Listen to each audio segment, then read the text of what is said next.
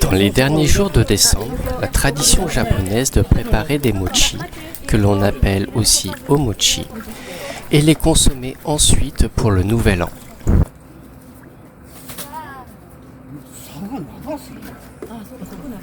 Pour ce faire, on prend un grand creuset en granit et on y verse de l'eau bouillante pour réchauffer la pierre. Une fois que l'eau refroidit, on la remplace par une nouvelle eau bien chaude. Dans le même temps, on fait cuire à la vapeur du riz. Ici, il a été rajouté des herbes dans l'eau pour donner un petit goût.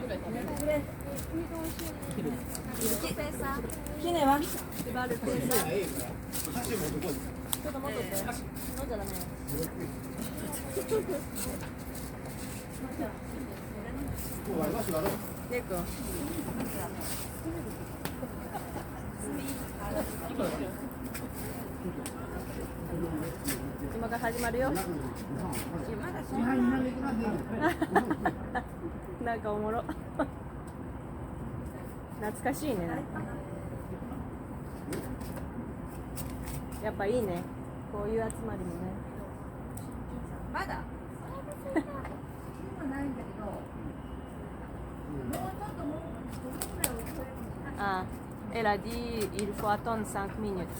Donc il faut attendre 5 minutes. Ensuite, on va verser le riz bien chaud dans le creuset.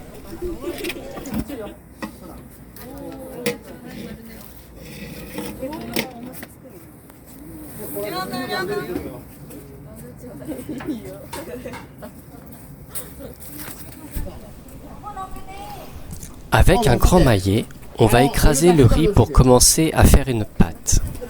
Il faut le faire rapidement pour que le riz reste chaud. S'il refroidit, il durcit.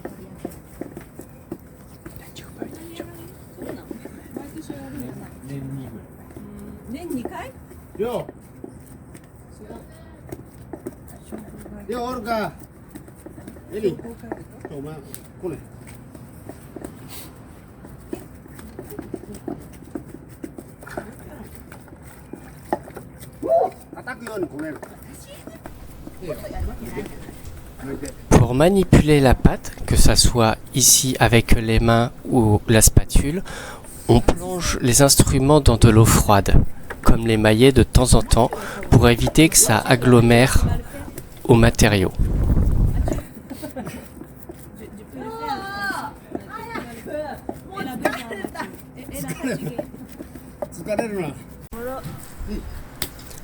Le travail physique commence. Avec de grands coups de maillet, on agglomère les grains de riz entre eux pour avoir une pâte homogène. Entre chaque coup, la pâte est retournée partiellement, puis écrasée pour bien être mélangée. Nous avons été plusieurs à nous relayer, parce que les bras travaillent énormément.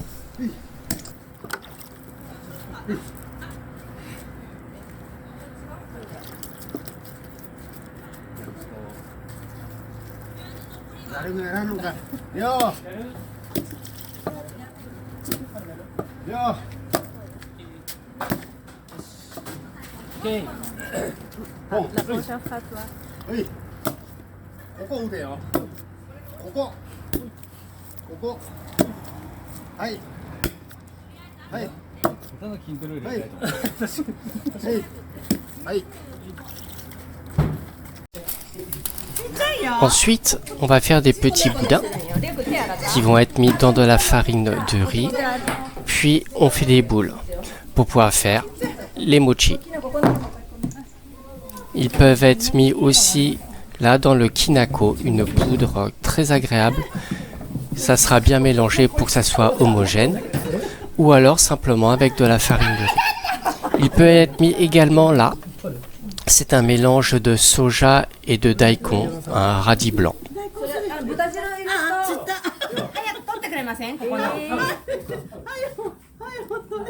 On va mettre ça et les mains.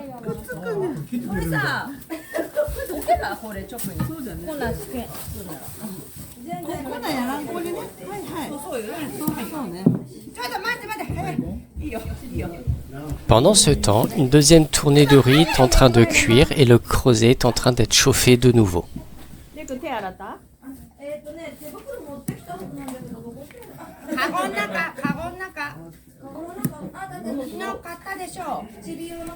On peut mettre aussi des mochi avec azuki, ce sont des haricots rouges sucrés. Ils peuvent être mis comme ça en sauce, mais ensuite là on peut les mettre à l'intérieur. C'est pour ça que vous voyez des boules qui sont plus foncées que d'autres. Petit à petit, cette tradition disparaît. C'est pourtant un moment agréable à passer en famille.